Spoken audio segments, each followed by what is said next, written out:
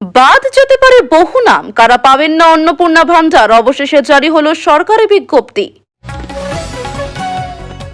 ৫৫ লক্ষ যুবসাথী যাচাই করে টাকা, অন্নপূর্ণা যোজনার বিজ্ঞপ্তি জারি, সরকারি কর্মী আয়করদাতা মহিলারা বাদ। বাতিল পুরনো সিস্টেম, ওবিসি সংরক্ষণ কমে ৭%, কতগুলি জাতি পাবে সুবিধা, বিরাট সিদ্ধান্ত নয়া সরকারের। অভিষেকের ১৭টা ঠিকানায় পৌঁছেছে কেএমসির নোটিশ, জানতেন মেয়র ফিরহাদ, যা জানা গেল। ঈদে গৌহত্যায় ছাড় চেয়ে হাইকোর্টের দ্বারস্থ মহুয়া, মামলা তৃণমূল বিধায়কেরও। আজ থেকেই বাংলাদেশিদের পুশব্যাক, নতুন আইন বলবৎ রাজ্যে, ঘোষণা মুখ্যমন্ত্রী শুভেন্দুর। অনুপ্রবেশকারীদের রাজ্য ছাড়া করার প্রক্রিয়া শুরু, সিএএ তে ছাড় না থাকলেই গ্রেফতার করে বিএসএফ এর হাতে, বলল শুভেন্দু। ফ্রি বাস পরিষেবায় বড় আপডেট, মহিলাদের জন্য জারি হলো বিশেষ গাইডলাইন। ৩১ ডিসেম্বরের পর এলে সোজা গ্রেফতার, বাংলাদেশ সীমান্ত ও সিএএ নিয়ে নবান্নে দাঁড়িয়ে করা বার্তা মুখ্যমন্ত্রীর। তীব্র গরম থেকে স্বস্তি আগেই দ্রুত এগোচ্ছে মৌসুমী বায়ু, ঠিক কবে রাজ্যে শুরু বর্ষা, বড় আপডেট। গরু নিয়ে মন্তব্য, এবার মহুয়া মৈত্রের বিরুদ্ধে এফআইআর। উৎসবের জন্য বিশেষ ছাড়ের দাবি, পশু জবাই ইস্যুতে এবার হাইকোর্টের দ্বারস্থ তৃণমূল। বাংলার মহিলাদের জন্য বিরাট সুখবর, এবার বিনামূল্যে মিলবে রান্নার গ্যাসের সংযোগ, কিভাবে ঘরে বসেই করবেন আবেদন। ৫৯ বছর পর তামিলনাড়ুতে মন্ত্রীপদ পাচ্ছে কংগ্রেস, বিজয়ের হাত ধরে ঘুরে দাঁড়ানোর স্বপ্ন রাহুলের। এতক্ষণ শুনছিলেন সংবাদ শিরোনাম, এবার আসছে বিস্তারিত খবরে। ভিডিওটি ভালো লাগলে লাইক করুন এবং আমাদের ইউটিউব চ্যানেলটি সাবস্ক্রাইব করুন। বাংলার মহিলাদের জন্য বিরাট সুখবর, এবার বিনামূল্যে মিলবে রান্নার গ্যাসের সংযোগ, কিভাবে ঘরে বসেই করবেন আবেদন। পশ্চিমবঙ্গের অর্থনৈতিকভাবে অনগ্রসর ও দরিদ্র পরিবারের মহিলাদের জন্য বড় ঘোষণা করল রাজ্যের নবগঠিত বিজেপি সরকার। রাজ্যে এবার পুরোদমে চালু হতে চলেছে প্রধানমন্ত্রী উজ্জ্বলা যোজনার ৩.০। এর ফলে রাজ্যের লক্ষাধিক মহিলা সম্পূর্ণ বিনামূল্যে রান্নার গ্যাসের সংযোগ এবং সরকারি ভর্তুকির সুবিধা পাবেন। নতুন মন্ত্রিসভার প্রথম বৈঠক শেষে এই সুখবর জানান মুখ্যমন্ত্রী শুভেন্দু অধিকারী। তিনি সাংবাদিকদের মুখোমুখি হয়ে বলেন, দীর্ঘদিন ধরে রাজ্যে কেন্দ্রের একাধিক জনকল্যাণমূলক প্রকল্প থমকে ছিল।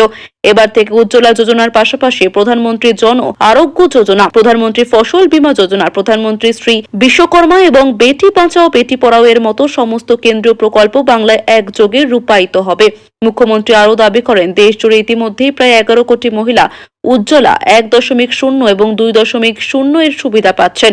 পশ্চিমবঙ্গের ক্ষেত্রে প্রায় ১১ লক্ষ উপভোক্তার কোটা বাকি রয়ে গিয়েছে, কারণ অতীতে বহু আবেদন এলপিজি ডিস্ট্রিবিউটর সেন্টারগুলিতে আটকে রাখা হয়েছিল। এবার সে জট কাটতে চলেছে। উজ্জ্বলা যোজনা ৩.০ এ কি কি সুবিধা মিলবে? সরকারি নির্দেশিকা অনুযায়ী এই প্রকল্পের অধীনে যোগ্য উপভোক্তারা নিম্নলিখিত সুবিধাগুলি পাবেন। সম্পূর্ণ বিনামূল্যে একটি নতুন এলপিজি গ্যাস সংযোগ, একটি গ্যাস ওভেন বা উনুন, প্রতিবার সিলিন্ডার রিফিলের ক্ষেত্রে ৩০০ টাকা করে সরাসরি ব্যাংক অ্যাকাউন্টে ভর্তুকি, বছরে সর্বোচ্চ ১২টি ভর্তুকিযুক্ত সিলিন্ডার পাওয়ার সুবিধা। আবেদনের যোগ্যতা, এই প্রকল্পের সুবিধা শুধুমাত্র দারিদ্র্য সীমার নিচে বসবাসকারী পরিবারের মহিলারাই পাবেন। আবেদন করার শর্তাবলী, আবেদনকারীকে অবশ্যই একজন মহিলা হতে হবে এবং তার বয়স ন্যূনতম ১৮ বছর বা তার বেশি হতে হবে। আবেদনকারীর পরিবারকে অবশ্যই বিপিএল তালিকাভুক্ত হতে হবে। আবেদনকারী মহিলার নামে আগে থেকে অন্য কোনো রান্নার গ্যাসের সংযোগ থাকা চলবে না। প্রয়োজনীয় নথিপত্র, আবেদনের সময় আবেদনকারীকে এই নথিগুলি জমা দিতে হবে। আধার কার্ড, বাসস্থানের প্রমাণপত্র, আবেদনকারীর নামে থাকা ব্যাংক পাসবইয়ের ফটোকপি, রেশন কার্ড অথবা বিপিএল সার্টিফিকেট। অনুপ্রবেশকারীদের রাজ্য ছাড়া করার প্রক্রিয়া শুরু, সিএএ তে ছাড় না থাকলেই গ্রেফতার করে বিএসএফ এর হাতে, বলল শুভেন্দু। যারা নাগরিকত্ব সংশোধনী আইনের অন্তর্ভুক্ত নন তাদের গ্রেফতার করে সরাসরি তুলে দেওয়া হবে বিএসএফ এর হাতে। পশ্চিমবঙ্গে এই আইন কার্যকর করলেন মুখ্যমন্ত্রী শুভেন্দু অধিকারী। সিএএ সংক্রান্ত আইন পশ্চিমবঙ্গে কার্যকর করেছেন মুখ্যমন্ত্রী শুভেন্দু অধিকারী। অনুপ্রবেশকারীদের রাজ্য ছাড়া করার প্রক্রিয়া শুরু হয়ে গেল। পশ্চিমবঙ্গে নতুন আইন কার্যকর করলেন মুখ্যমন্ত্রী শুভেন্দু অধিকারী। বুধবার বিকেলে নবান্ন থেকে সাংবাদিক বৈঠক করে তিনি জানিয়েছেন, যারা নাগরিকত্ব সংশোধনী আইনের অন্তর্ভুক্ত নন তাদের গ্রেফতার করে সরাসরি তুলে দেওয়া হবে সীমান্ত সুরক্ষা বাহিনীর হাতে। শুভেন্দু শুভেন্দুর বক্তব্য, গত বছর কেন্দ্রীয় সরকারের তরফে এই মর্মে একটি নির্দেশিকা পশ্চিমবঙ্গে পাঠানো হয়েছিল, কিন্তু আগের সরকার তা কার্যকর করেনি। রাজ্যে প্রথমবার ক্ষমতায় এসে বিজেপি সরকার এই আইন কার্যকর করল। শুভেন্দু বুধবার সকালে উত্তরবঙ্গে গিয়েছিলেন। সেখান থেকে ফিরে নবান্নে সাংবাদিকদের মুখোমুখি হন। বিএসএফ এর আধিকারিকরাও তার সঙ্গে ছিলেন। সীমান্ত সুরক্ষা বাহিনীর হাতে রাজ্যের 27 কিলোমিটার দীর্ঘ জমি তুলে দিয়েছেন শুভেন্দু।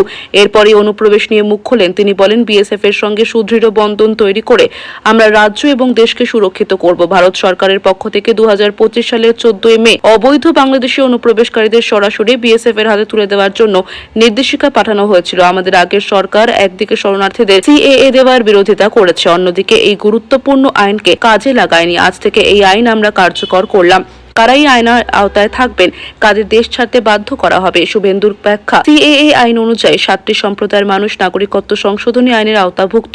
2024 সালের 31 ডিসেম্বর পর্যন্ত যারা এই রাজ্যে এসেছেন তাদের পুলিশ কোনো হেনস্থা করতে পারবে না বা আটক করতে পারবে না, কিন্তু যারা সিএএ এর অন্তর্ভুক্ত নন, তারা সম্পূর্ণ অবৈধ অনুপ্রবেশকারী, তাদের সরাসরি রাজ্য পুলিশ গ্রেফতার করবে এবং বিএসএফ এর হাতে তুলে দেবে। বিজিবির সঙ্গে কথা বলে তাদের দেশ থেকে বার করে দেওয়ার ব্যবস্থা করা হবে, অর্থাৎ ডিটেক্ট, ডিলিট এবং রিপোর্ট।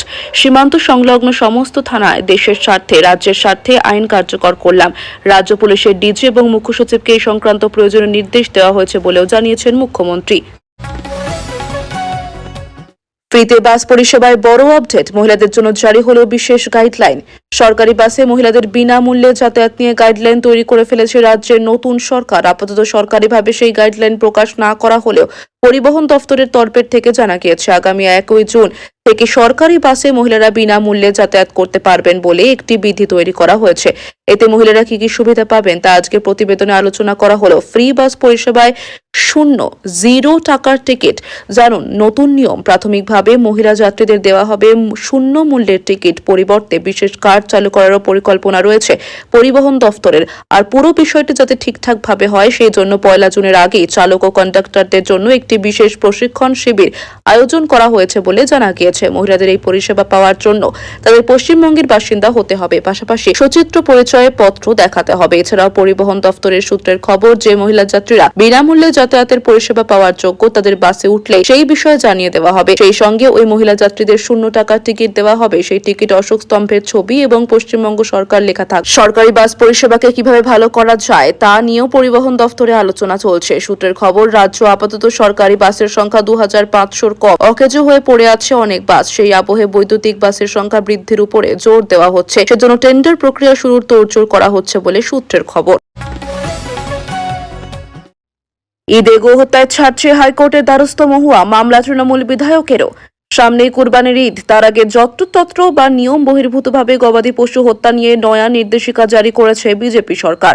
আর এই নির্দেশকে চ্যালেঞ্জ করে একগুচ্ছ মামলা কলকাতা হাইকোর্টে মামলা দায়ের করেছেন রঘুনাথগঞ্জের তৃণমূল বিধায়ক আখরুজ্জামানও। সেই মামলায় এদিন হাইকোর্টে যান সাংসদ মহুয়া মৈত্র। বুধবার এই মামলা শুনানির জন্য ওঠে, কিন্তু রাজ্যের তরফে সময় চাওয়া হয়। জানা গিয়েছে আগামীকাল বৃহস্পতিবার এই মামলার শুনানি হবে। ফলত এই মামলা কোন দিকে মোড় নেয় সেদিকেই নজর সবার। বুধবার আদালত চত্বরে সাংবাদিকদের মুখোমুখি হয়ে মহুয়া মৈত্র জানান, পশু হত্যা নিয়ে রাজ্যের সরকার একটি বিজ্ঞপ্তি জারি করেছে। আগামী 27 কিংবা 28 তারিখ কোরবানির ঈদ হতে পারে, যা সংখ্যালঘু সম্প্রদায়ের জন্য খুব গুরুত্বপূর্ণ। তার কথায় 12 নম্বর ধারায় একটা ছাড় দেওয়া হয়েছে, রয়েছে আইনি অনুমতি।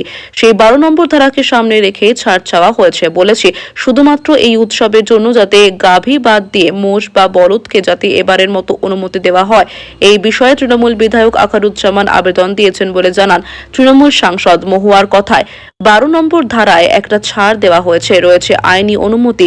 সেই 12 নম্বর ধারাকে সামনে রেখেই ছাড় দেওয়া হয়েছে। বলেছি শুধুমাত্র এই উৎসবের জন্য যাতে গরুকে বাদ দিয়ে মোষ বা বলদকে যাতে এবারের মতো অনুমতি দেওয়া হয়। রাজ্যে নবগঠিত বিজেপির সরকারকে একহাত নিয়ে মহুয়া মৈত্র আরো বলেন, রাজ্যের সরকার যে বিজ্ঞপ্তি জারি করেছে তাতে গরিব মানুষকে অনেক আর্থিক ক্ষতির মুখে পড়তে হবে। শুধু মুসলিম সম্প্রদায়ই নয়, অনেক হিন্দু ব্যবসায়ীরাও গরু কুরবানির সময় বিক্রি করে টাকা রোজগার করেন। এই সিদ্ধান্তে তারাও ক্ষতির মুখে পড়বেন বলে দাবি কৃষ্ণনগরের তৃণমূল সাংসদের। বলে রাখা প্রয়োজন, সরকার গঠনের পরে 1950 সালের প্রাণী সম্পদ আইন অনুযায়ী প্রকাশ্যে গবাদি পশুর মাংস কাটা ও বিক্রিতে বেশ কিছু নিয়ম কার্যকর করেছে, যেখানে স্পষ্ট জানানো হয়েছে যত্রতত্র বা নিয়ম বহির্ভূতভাবে পশু হত্যা দেওয়া যাবে না। এবার থেকে তা দণ্ডনীয় অপরাধ বলে গণ্য হবে। স্বরাষ্ট্র দপ্তরের তরফে জারি করা বিজ্ঞপ্তি অনুযায়ী মূলত গরু, মহিষ, বলদ বা বাছুরের মতো গবাদি পশু বলির ক্ষেত্রে একগুচ্ছ শর্ত আরোপ করা হয়েছে। বাদ যেতে পারে বহু নাম, কারা পাবেন না অন্নপূর্ণা ভান্ডার। অবশেষে জারি হলো সরকারি বিজ্ঞপ্তি। ক্ষমতায় এসে প্রতিশ্রুতি পূরণে তৎপর বিজেপি। পূর্বে দেওয়া কথা মতোই 1 জুন থেকে কার্যকর হতে চলেছে অন্নপূর্ণা ভান্ডার। নবান্নের প্রথম ক্যাবিনেট বৈঠক থেকে অন্নপূর্ণা ভান্ডারের ঘোষণা করেছিলেন মুখ্যমন্ত্রী শুভেন্দু অধিকারী। এবার এ নিয়ে বিজ্ঞপ্তিও জারি করল নারী ও শিশু উন্নয়ন এবং সমাজ কল্যাণ দফতর। কারা কারা পাবেন ভাতা, কারা বাদ যাবেন জেনে নিন। কারা পাবেন না অন্নপূর্ণা ভান্ডার। রাজ্য সরকার তরফে বিজ্ঞপ্তি জারি করে বলা হয়েছে, বাংলার মহিলাদের আর্থিকভাবে স্বনির্ভর এবং সামাজিকভাবে শক্তিশালী করে অন্নপূর্ণা যোজনা প্রকল্প চালু করা হচ্ছে। এই প্রকল্পের আওতায় যোগ্য মহিলাদের প্রতি মাসে 3,000 টাকা করে আর্থিক সাহায্য সরাসরি ব্যাংক অ্যাকাউন্টে ডিবিটি পাঠানো হবে। আগামী 1 জুন 2026 থেকে কার্যকর হবে অন্নপূর্ণা ভান্ডার বা অন্নপূর্ণা যোজনা। তবে রয়েছে বেশ কিছু শর্ত। সরকারি বিজ্ঞপ্তিতে বলা হয়েছে, আবেদনকারীর বয়স হতে হবে 25 থেকে 60 বছরের মধ্যে। সরকারি চাকরি থাকলে এই প্রকল্পের সুবিধা মিলবে না। কেন্দ্র বা রাজ্য সরকারের স্থায়ী চাকরিতে রয়েছেন কিংবা নিয়মিত বেতন বা পেনশন পান এমন মহিলারা এই প্রকল্পের সুবিধা থেকে বঞ্চিত হবেন। আয়কর দাতা হলে এই টাকা মিলবে না। যারা লক্ষ্মীর ভান্ডার পেতেন তাদের সকলেরই অ্যাকাউন্টে ঢুকবে অন্নপূর্ণা ভান্ডারের টাকা, সরাসরি ব্যাংক অ্যাকাউন্টে ট্রান্সফার হবে। তবে মৃত ব্যক্তি বা এলাকা বদল করেছে, ভোটার তালিকা থেকে যাদের নাম বাদ পড়েছে বা যারা অনুপস্থিত ভোটার হিসেবে চিহ্নিত, তারা এই প্রকল্পের সুবিধা পাবেন না বলে জানানো হয়েছে। যদিও আগে অগ্নিমিত্রা পাল জানিয়েছিলেন সবাই পাবেন। যারা যারা লক্ষ্মীর ভান্ডার পাচ্ছিলেন সবাই অন্নপূর্ণার ভান্ডার পাবেন। সবই ডাইরেক্ট বেনিফিট ট্রান্সফারে হবে। 1 জুন থেকে ব্যাংক অ্যাকাউন্টে ঢুকবে টাকা। তবে সরকারি বিজ্ঞপ্তির সামনে আসতে দেখা যাচ্ছে বিজেপি সরকারের এই প্রকল্প থেকে বাদ যেতে পারে বিপুল সংখ্যক নাম।